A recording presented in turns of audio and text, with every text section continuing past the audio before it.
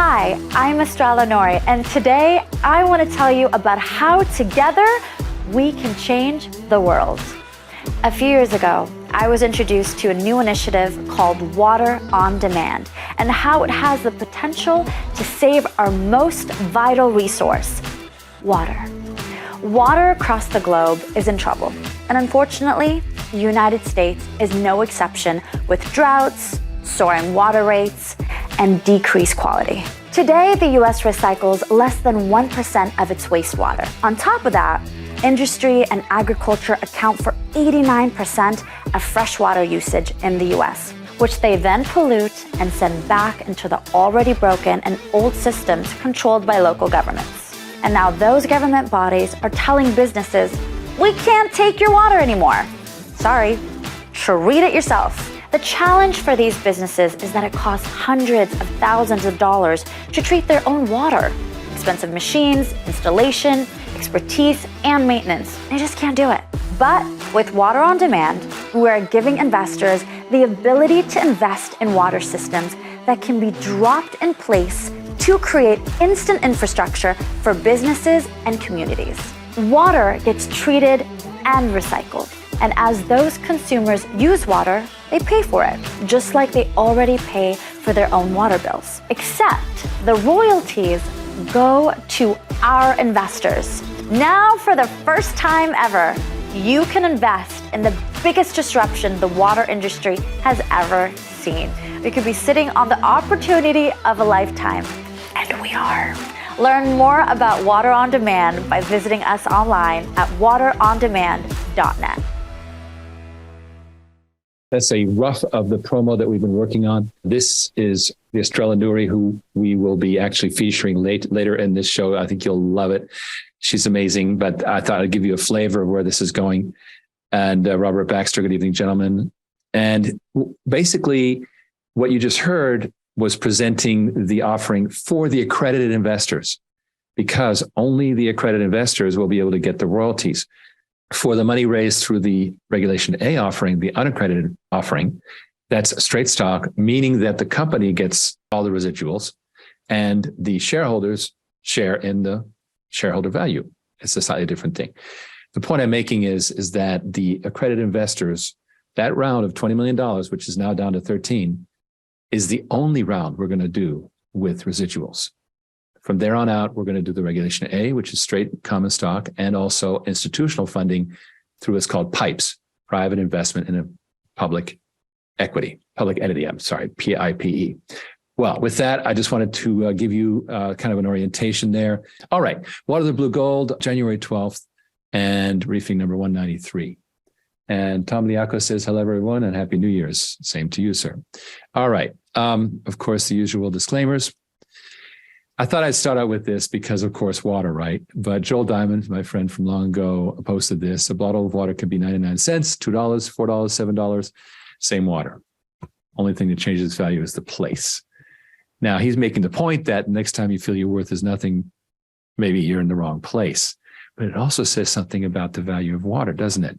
Itself. I mean, it's actually making a point about the cost of water is really all about where you can get it and who's treating it and who gets control of it. And so that bottle of water is a very interesting commodity.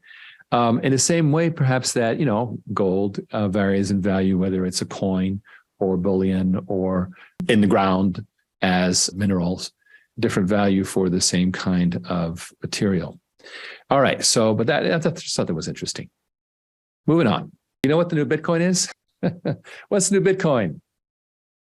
Eggs. Eggs are the new Bitcoin. Average price of eggs. Average in the US city. 500% inflation. Ridiculous. If you'd held, $250,000 a year ago, $200,000 worth of eggs a year ago, it's 5 times more, 5x. And remember back in January 2022, I wrote a report literally a year ago saying this is where inflation was going. I think we were kind of getting it right, except that it's happening faster even than this chart shows. Fortunately, not everything is going 5x, but that's really a bad indication when eggs go that high, that fast. All right. Now, this is a 2023 outlook on fractured markets from Financial Times. This is for next week. This is something I want to save. And the reason is it's pretty much in depth, and it's going to discuss a lot of what's going on, and we can also discuss reasons to be cheerful. So the quote from this is, that really attracted my attention was, the problem is now we don't really know exactly where the leverage is. Leverage. Well, one of the things we're doing here is we're starting with an unleveraged asset, which is, imagine if, for example, gold, wasn't always something you could easily trade. It was controlled.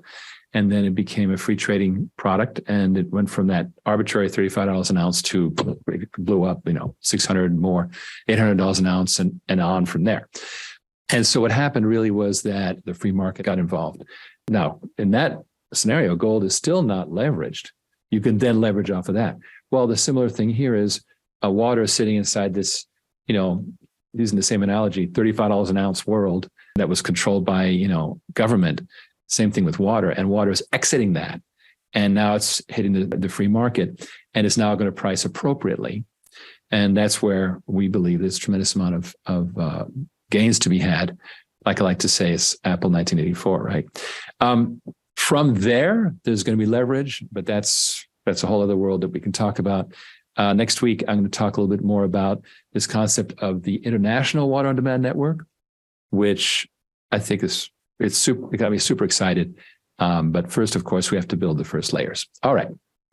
Natural capital accounting. What is this? This is very interesting for us in water. Now, you may not love this, White House, and I can't blame you. However, US and Australia are cooperating on something called natural capital accounting. And that's where you look at the inherent value. For example, the Amazon. If you cut down the Amazon, you've lost what's called the lungs of the world, right? So it's important. And the same thing for Australia, which is being, dug up as a mining thing. And so what's happening with Australia, what's happening with America? These are things called nature and natural resources are capital assets. And if you just use a standard, Adam Smith measure of, hey, I sell it, you want it, I sell it to you, and we move on, then, we clear cut all the forests, then we have a problem with later generations. I once had an argument with somebody about the clear cutting of redwood forests in Northwest US, and he was saying, well, it's just a crop. I'm like, but it's a crop that has a 2,000-year harvest. You cut down that redwood, you're going to have to wait 2,000 years to get back to where you were. So these are important things to think about. And sure enough, right here, this is really a press release, right? So cooperation on natural capital accounting, environmental economic statistics, nature-based solutions. And here we go. Accounting for large and biodiverse spatial areas with sizable and diverse land and water interests. And we're going to set agendas on natural capital accounting, nature-based solutions, encourage other nations to incorporate nature into economic decision-making. So again, this is, I think it's very sane what needs to happen. This is, the working groups that are going to be built, the leadership, et cetera, et cetera. It was signed on the 15th of December. For me, this is a no-brainer. James Larson, Deputy Secretary, Department of Climate Change, Energy, the Environment, and Water. And so it's good to see that water is being paid attention to. And I think there's a lot of attention on that. Okay, so we'll see where that goes. We'll follow it. Our rule is don't mess with government. Government's too slow, but it's interesting to keep an eye on these things. Now, Peter Zeihan is a very interesting guy. He's a thinker. Last year, he did 189 presentations on what's called deglobalization. That's and what is that? Well, he wrote a book called "The End of the World is Just the Beginning: Mapping the Collapse of Globalization." I've covered the last presentation he made last year to students of the Naval College. Now that's really worth looking up. Very smart, and basically saying, okay, now we're moving into this phase where there's not going to be this idea of like, well, I'll just have a just-in-time network, and I'm going to get stuff from China tomorrow, kind of thing. And then we know that that kind of broke. Well, so let's see what this is. I got a couple excerpts out of it that I had, very short, but this is a 2-hour interview, and I strongly recommend listening to it. Just put it on 1.5 times speed and listen to it. But let's go ahead and see what he says. It's a very short excerpt. Here we go. What do you think the world looks like in 10 years? I think we'll have a system of regional trade where you've got certain regional powers who have actually benefit from the environment. So one of the fun things about the United States is that we've got more navigable waterways than everyone else in the world put together, about 13,000 miles. And it's about 1/10 the cost to move things by water as it is to move it by truck. So with that sort of environment and ocean moats, the United States is an economic power, whoever who is in charge. I mean, we've had decades of bipartisan effort to try to screw this up, and we haven't pulled it off yet. We're not going to do it under Biden. He doesn't have the energy. Which means that globalization from our point of view, from an economic point of view, was a problem because we had one of the world's best geographies. And we deliberately sublimated that in order to support our allies against the Soviets in the Cold War. We basically paid people with globalization to be on our side. And it worked. But we're getting away from that. And now geography is going to have a much bigger role to play. And if you layer demographics on top of that, if you have a country with a decent geography and a decent demography, they can kind of write their own ticket in the world we're going to. And there are a few of those. The United States is at the top of the list. Argentina looks really good. France and Turkey look great. And then Japan is kind of a consolation prize because they've managed to cut a deal with both the American right and the American left and get themselves invited into kind of an American friends and family plan. So you get these spheres of influence that don't necessarily cooperate or compete with one another, but are kind of in their own little worlds. And anything outside of those spheres of influence is probably a territory that is not very economically viable, and most of them don't have demographic structures that are sustainable at all. This really is the end of the world. The end of the world we understand, yeah. We're going back to something that's a lot more similar to the world as it existed in the early 1900s. Whew. But how does China come through this, though? They don't. So what happens to them if they don't? Well, I mean, this is one of the wild things, and the hard parts of my job is we have never faced a demographic collapse that wasn't caused by war. The closest would be the Black Plague. But the Chinese are going to lose a greater percentage of their population in the next 20 years than Europe did during the Black Plague. And you think by famine? This assumes no famine. This is just aging. Just aging. Yeah, if you have an energy breakdown or a food breakdown, it happens a lot faster. And they have energy issues and they have food issues. They are the world's largest importer of energy, about 14 million barrels a day. Remember, we're a net exporter. And they are the world's largest importer of food and food inputs. And are we the only major superpower that can generate its own natural resources in terms of natural gas, shale oil? We're the only ones who can do it at scale. I would argue that Argentina can do a pretty good job of it by Argentine standards. So we're fairly safe in that regard? Yeah. I mean, we'll always find things to stress about. I don't mean to suggest that the next 5 years are just going to be a picnic. We're going to have to double the size of the industrial plant as the Chinese system and the German system both fall offline. But that's an opportunity. You double the size of the industrial plant. Obviously, that's inflationary.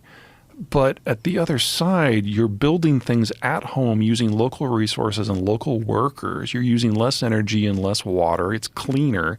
You're selling to locals, and your supply chains are simpler and safer and shorter, and you're largely become immune to shocks beyond the horizon. This is a good challenge. It won't be easy, but to be perfectly blunt, we've done it before. We can do it again. Well, one of the things that came up during COVID was our understanding, for the first time, of the supply chain and what happens when it gets cut off. And when medicine, so much medicine is produced in China, so many computer chips, so many different things are made over there, that there's been a real conversation about the need to have all that stuff here and for the United States to be self-sustaining. With the inflation, I mean, I don't want to come across as a partisan here, but the Inflation Reduction Act, while from an inflation point of view, is ridiculous. There's nothing about that addresses inflation. It did put together a nationalist economic policy that we probably did need in terms of pushing the reindustrialization on some specific sectors. It'll probably be the first of a series of things that are coming. And a lot of this stuff is not particularly complicated. So take the medication issue. It's 1950s technology for the most part. The medicines that we import from China and India are not the biologics or the cutting edge stuff or the cancer drugs. They're the day-to-day maintenance things that a lot of us use. And it is not particularly expensive or time consuming to build out the capacity here. It's basic chemistry. But there has not been an economic incentive to do it yet. So you get one act of Congress and splash a little cash on it, and it might cost us 8 cents for a pill instead of 4 cents. But, we can argue whether or not that is worth the price. You get into more sophisticated manufacturing, and it kind of does this weird split. So the United States is a world leader at the very high end, whether it's semiconductors or vehicles or machinery or software. But we're also a world leader on the low end if it's input intensive, so energy products and food products, fuel, processed foods. Our problem is in the middle, places where it's not the natural bounty of North America that helps us out, and it's not the ingenuity and the skill of the American workforce that helps us out. The stuff in the middle. To be perfectly blunt, for that, we've got Mexico, and they're great at it. The American-Mexican trade relationship is already the largest in the world, and they're going to be our largest trading partner moving forward for at least the next 30 years, probably a lot more. Are there hiccups? Oh, yeah. Plenty of hiccups. Well, I'm sure you're paying attention to the cartel wars that are going on right now. Yeah, it would be so much better if Americans did not like cocaine. How do you sleep at night? Easily. But do you really, with all this information? I would imagine that this would keep me up.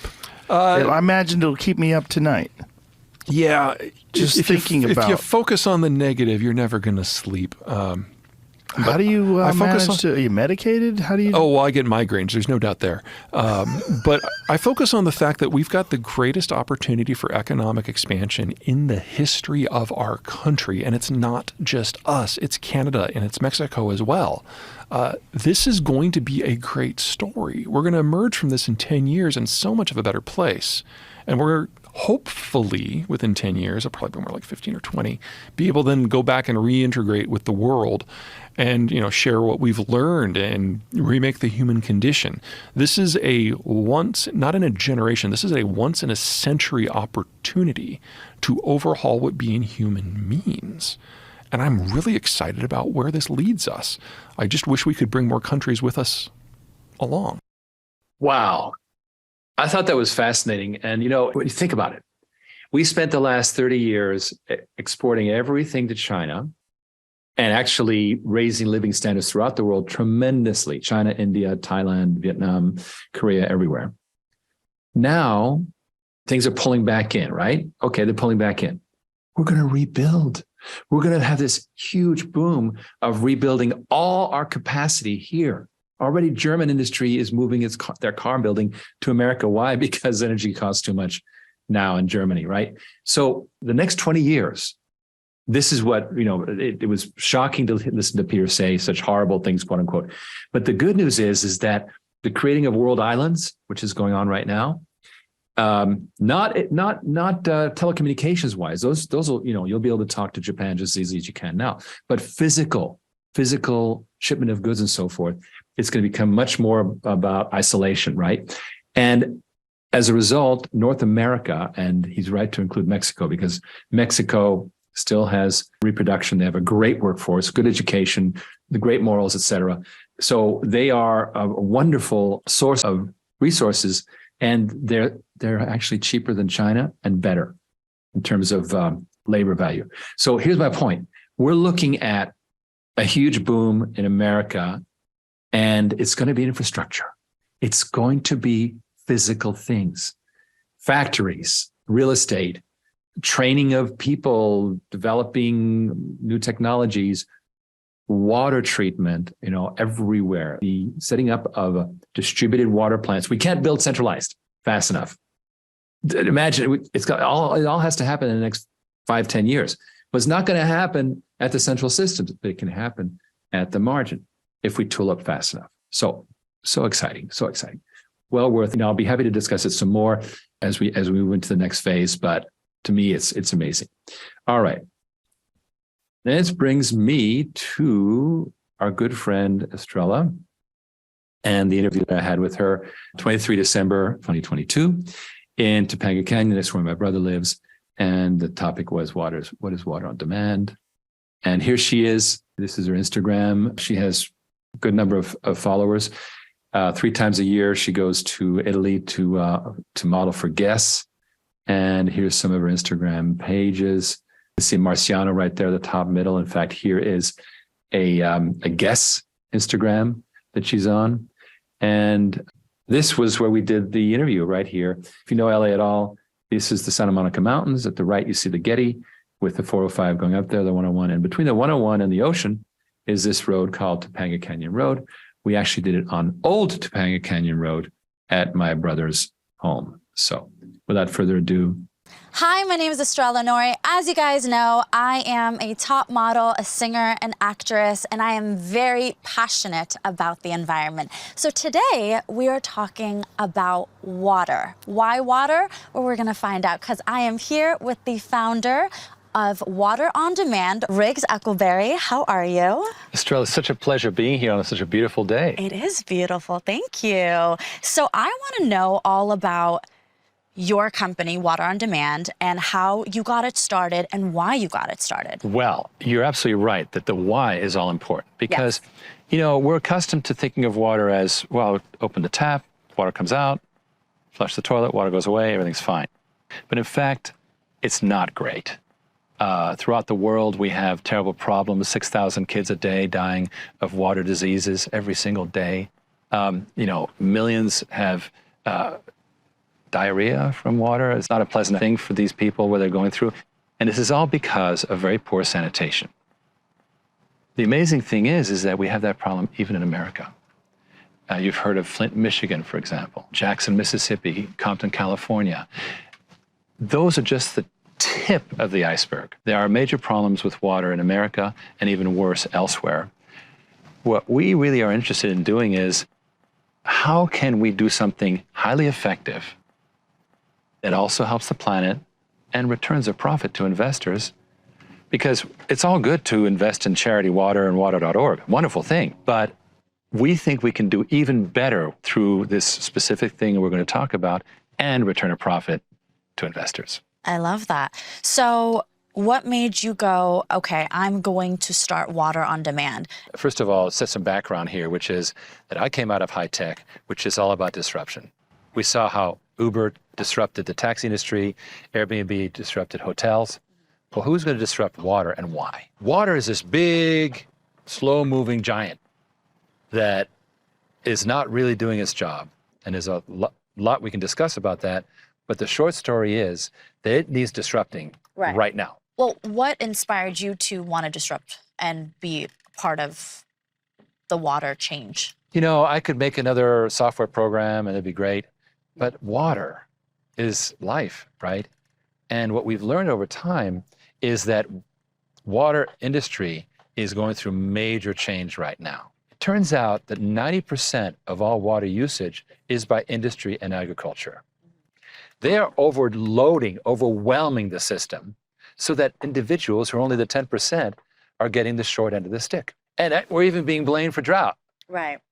Okay, you know, we can take shorter showers, but maybe the 90%ers could do more. We focus on that. You focus on the 90%. Absolutely. Which is business and? Industrial and agricultural users. Got it. Now, what's happening with them is that it's turning to a better and better thing for them to do their own cleanup. They make the water dirty. Instead of sending it to the city and overwhelming the city, let them just treat their own water. What's great about that is they can use it again and again, which means that their costs go down. So they're happy to do it themselves. Now, why haven't it done it already? Number one, we needed more compact systems that would fit in a business. And we've done that. In 2018, my company, Origin Clear, which has been a public company for some time, built this business that creates these water systems in a box, we call it. Modular Water Systems is the brand, and it's doing fantastically. But there was still a problem because what we found out, especially during COVID when everything was going nuts, is that businesses needed help with money. If you're asking a brewery to invest in wastewater systems, they're like, I'm sorry, I'm funded to make beer. Where am I going to find $1 million to clean the water? I thought that was the city's job. So we realized that the way to really accelerate this is to make it a no-brainer.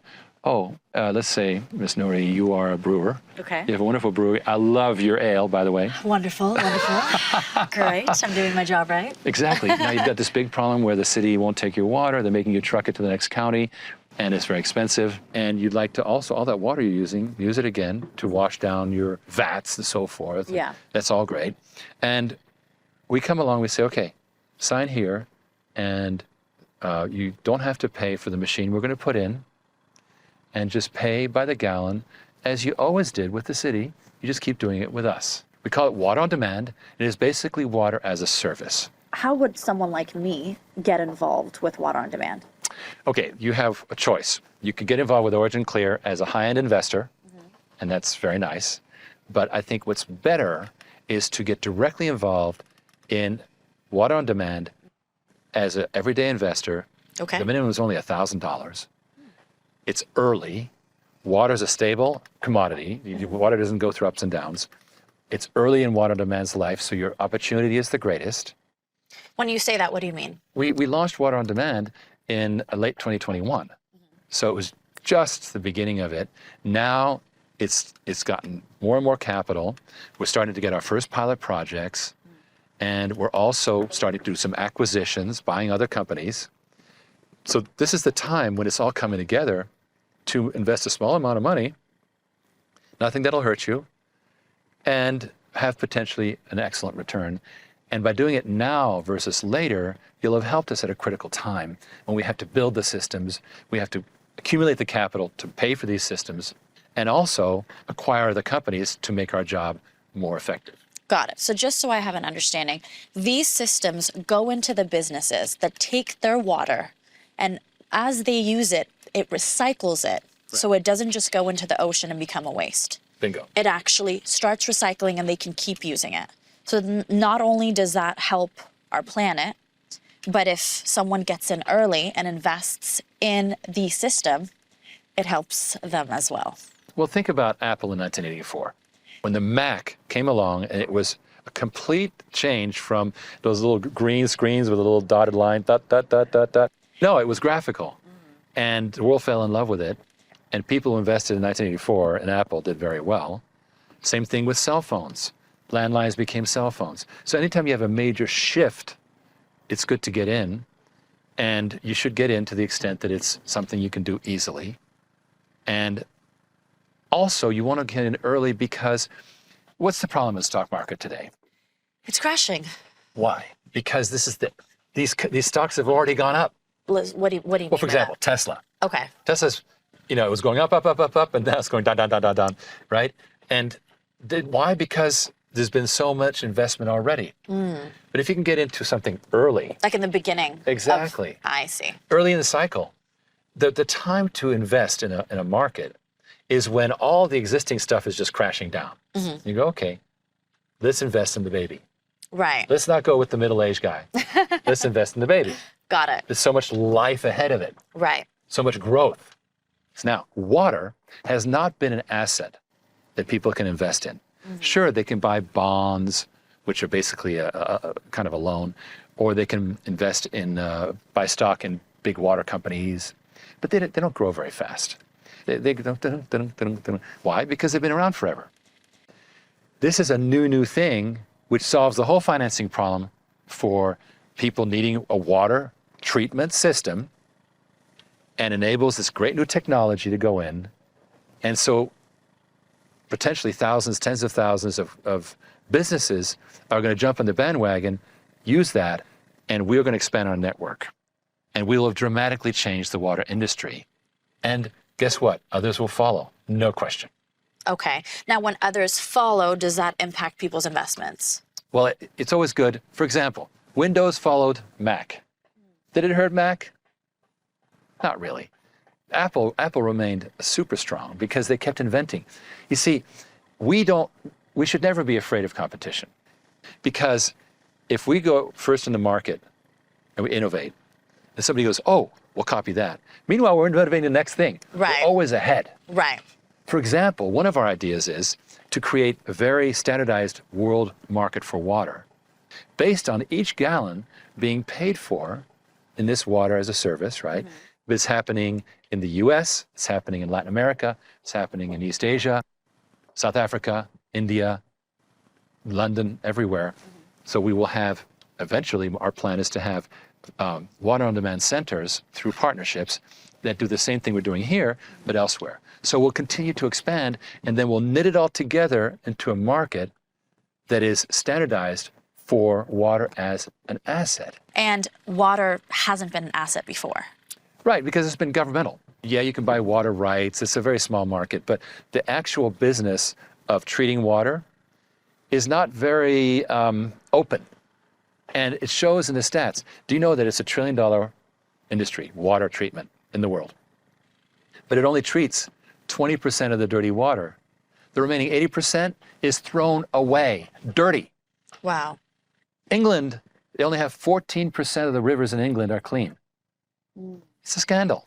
Now, in Israel, 90% of the water is recycled. But in America, it's not the same. It is not the same at all. Why is that? Well, okay. You have to recognize that the older an infrastructure is, you kind of fall behind. Look at what happened with America going to cell phones and Africa going to cell phones. Well, Africa went straight from nothing to cell phones. They didn't do landlines at all. They didn't string wires everywhere. They just had towers. So we were actually delayed in our rollout of cell phones in America because we already had landlines for the longest time. Similar thing with energy. Energy, we have a whole structure that's very old, and it's getting in our way. Water is the same way. The water industry, which is governmental mostly, takes your dirty water, cleans it once, throws it in the ocean, which means no recycling. Whereas Israel invested later, they have a more modern water system, and so it's got the recycling built in.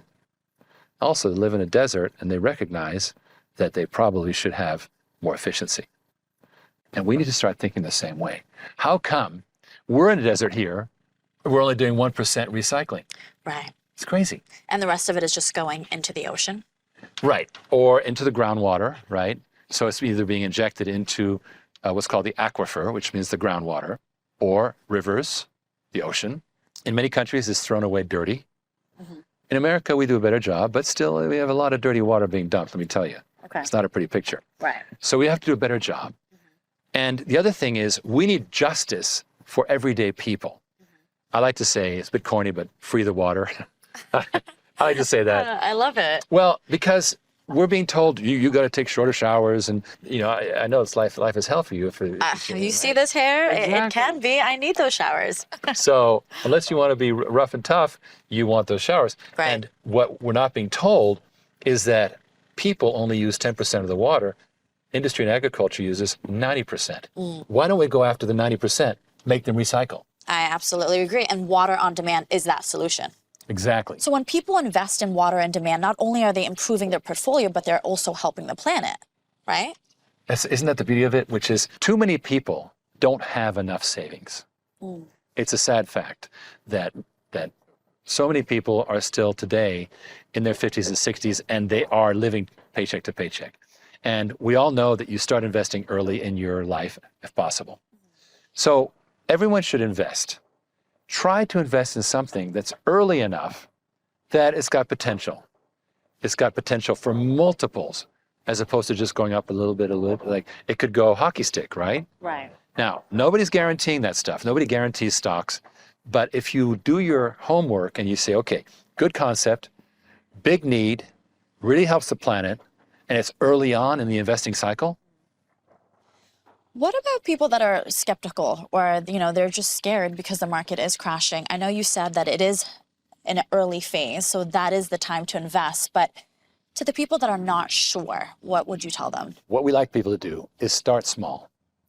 We've learned that people who invest in our company, Origin Clear or its new startup, Water on Demand, either one, they tend to reinvest. Why? Because they have a good experience. They see that things work out okay, that we're very responsive. Every Thursday evening, I do a briefing on Zoom. We're up to 190 so far, weekly briefings on Zoom. So we're very transparent. We tell it all. And so you hear a lot, you get a lot of updates. We tell you what's going on, and you tend to reinvest. So my feeling is put what a small, the minimum is $1,000. Okay. The maximum is 10% of your annual income. So if you're making $100,000 a year, $10,000. Why should people invest in water on demand? Because right now is when we're building this capability. This is a new concept that has gotten tremendous support from higher end investors. Amazing. I can't believe how great these people are. They've been true loyalists to the nth degree. But now as we expand, we don't want to get a bunch more high end investors. We want to get a lot of small investors. It's healthier. For example, political campaigns that use a lot of small donations do better than the ones that use a few, billionaires, because it's more of a movement. We want to create a movement. So number one, it has that capability of creating a movement. Number two, now is when we're building these pilot systems. And when we build the pilot systems, we get recognition from Wall Street to raise money from investment banks. We can do that too. But we need to have those working systems. And now is when we're doing it. Also, we want to start making acquisitions, acquiring other companies to make our job easier. And we want to build the team that is going to manage all that. But it's a lot to do. It's better to have 1,000 people with a small amount than 100 people with a large amount. It's just healthier. So tell me about you. Well, thank you. But, I have this unique mix of really eclectic background that I think it really helps me today to tackle this monster challenge, which is this water industry. I was raised internationally, so I have no home, which is kind of cool in that way. I think of myself more as a world person. Then I went on to be in the nonprofit space, which means I got paid nothing for working like crazy. But that gave me this sense of I want to save the planet in some way, right? Then I got involved in high tech, which I loved. It was so fast moving. And to this day, I have this disruptive feeling about how you can really change anything with technology, right? And throughout it all, it's been about water. I've been a professional sailor. I'm an addict for skiing, and we are going to have to get on the slopes. You know it. You know it. I would love to. Right? I would love to. Yes, absolutely. So water is just my playground. And it's high time that we actually do something about our playgrounds, make sure we have them in years to come. My son is turning 25. He's skied all his life with me, and I want him to be able to keep doing it, both for climate change, but also for the clean water. So you have created an opportunity for people to be a part of the movement. Isn't that amazing? Yeah. How do you feel? Our investors are so cool, and they're so supportive. And we recently did an acquisition. We came up with the money in less than 3 weeks. Wow. My gosh. I needed to hear all this and sit down with you, and I'm hoping that it does help my followers out there as well, because sometimes you just don't know what to do with your money. You work hard, you want to make the right investments, and you want to make it in a place where you feel safe and it makes sense. So thank you for allowing me to be a part of the movement, the change, and the investment opportunity. And remember, water benefits us all. I'm sold. I've been sold. This has been so informative.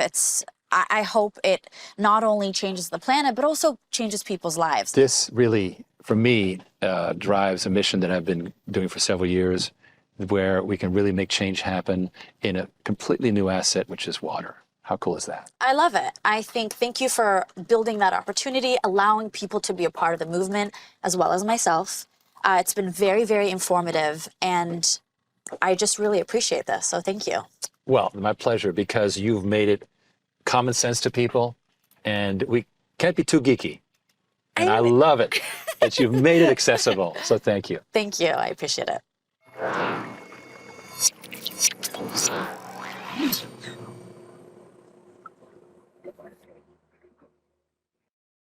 So Ken, what do you think, huh? I had viewed that the other night. Like you said, one guy's from, a finance guy and a tech guy walk into a bar and they try to describe something. They're going to describe it differently, right?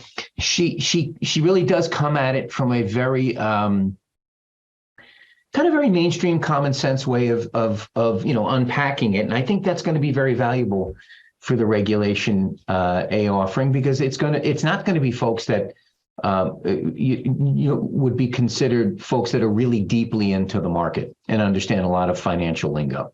So I think it's very, very, very, very good. What I really love about what we're doing, and we'll talk more about this as we're permitted to discuss it, but as this thing potentially evolves, we're kind of going, Riggs, we're here with the accredited guys. And we're actually splitting now. We're also going to be dealing with kind of everybody, which is that healthy, like political campaigns love the dollar donations, right? It's very, very healthy, but also to the institutional money.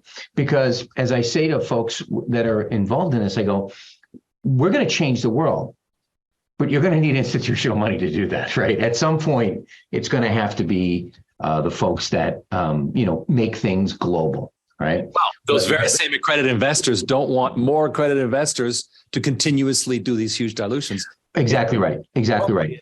For this $20 million piece, because that gets the really good projects going. Yes. Great. Close it out. We're done. Mm-hmm. Because also we're giving away annuities, Right. Fine. But it's only the 20 million, because after that, right. Meanwhile, the Reg A spools up and the institutions come in. And that's when we really get, the kind of funding. Tesla does not get money from accredited investors anymore. No, but they did in the beginning. Well, actually, it was Elon, right? He put like $8 million, $80 million in it. He had other people that on that all-in-one summit where he spoke, he talked about that one December when his friends came in. He was calling people saying he couldn't make payroll. No, I remember that. What's really nice also about both of these, these two different levels now, neither one of them have that dilutive effect. The Regulation A is very non-dilutive. It's going to give folks a chance to be that Apple 1984 investor. Day a deal happens, they're not going to be like, oh my God, it's not going to be like that. It'll be over time, which is good. And I think the same thing with the institutions. Institutions aren't sitting there. When I talk to folks like that, they're not worried about, well, what's your next quarter? They're not thinking like that. They're looking 10 years down a field. And then they're looking at other major fintech disruptions in the market and saying, okay, if I did this in 2011, what's it worth today? And that's where, the lights go on. And understanding that they're going to probably enter this thing in the market, not as some sort of VC deal. So they're not locked in, which I think is doubly attractive to them. And this is where I brought up this natural resources capital, a natural capital idea, which institutions, it's very early still. And this was a PR press release. It's a lot of hot air, but it signals that there is going to be value put on things that, why is it that 80% of the water isn't treated? Because nobody is paying for it, right? Mm-hmm. Right. Well, now that you start having natural accounting, then natural capital accounting, like, wait a minute, there's value into a clean ocean. There's value in a healthy Amazon, et cetera. That I think is going to help us long term. And that's where the institutions that come in, they're going to think long term like that.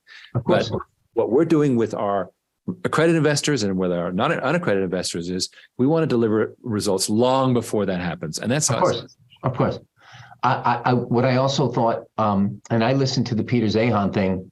I think I might have, I know we forwarded him back and forth a number of times. I don't know if you had sent that to me previously, but I listened to it the other morning in its entirety. And this is happening at a time where over the next few years, America is going to be building things like it hasn't in. So exciting. So, right. So, but also our acquisition binge will happen at a time just prior to American industrial businesses really experiencing a renaissance. Well, let's take an example. The coming Regulation A offering, it states in the filing that the money will be used for these water systems, but also for acquisitions, right? Mm-hmm. Dan Early needs to acquire a fabricator of these high density polyurethane, polypropylene enclosures. Well, he says he can do $20 to $30 million a year with acquiring that one fabricator who's very expendable. Right. It's just what he's doing, which is 4 or 5. It was it was maybe $2 million in 2021. It's $4 or $5 million in 2022, but he's going to meet a limit without the more resources. So we're going to be investing in production capability. This is going to be a huge boom in infrastructure building and manufacturing like you've never seen before. It's a very exciting time. And you know what, Ken, I'm actually happy to have some good freaking news for a change because I'm really I know. Well, the guys we listen to a lot of times is like, yeah, it's over. Just go down in your bomb shelter and eat your Patriot food and It's like, and you know what it was? He starts the conversations where it's really, really, really bad. He goes, don't worry about it, man. It's going to be really, really good. You know, it's very interesting. Ed Dowd, who's a completely different guy, he's a data-driven guy, talking about markets and how this affects markets and so forth. He's saying almost the same thing, that it's going to become a much more community. America becomes kind of the America of the, of the previous century. The stuff that, communities and people and, those of us who grew up in the 60s or 50s or 70s knew that our society was very different today. Yeah. Couldn't really quite put our finger on it. And I was like, that's it. That's it. We weren't as community. When I moved out here from New York, this is much more like the way I grew up. You don't lock your door. Everyone knows each other from church. All the kids play together. It's a little bit more like that. But a lot of your major cities just don't have that culture anymore. And to be able to go back to that. Going back to that, people are naturally doing it. Not only that, and I know we have to wrap up, but the other idea is we're doing a rotten job of fighting wars. No matter whose side you're on, we crapped. It wasn't about winning. It was about making money. It was about next subject, right? Iraq, Syria, Afghanistan, and now Ukraine. We're terrible at it. And you know what? In this new world where we come back to being the North American empire, quote unquote, we won't have to. Right. Look at that. That's $1 trillion a year that we won't have to spend as a peace dividend. And the human suffering of our own beautiful kids, and all of that energy that could be devoted to domestic industrial expansion, domestic industrial independence. My God, if we can rebuild American economy the way we can build bombs, holy smokes, right? So.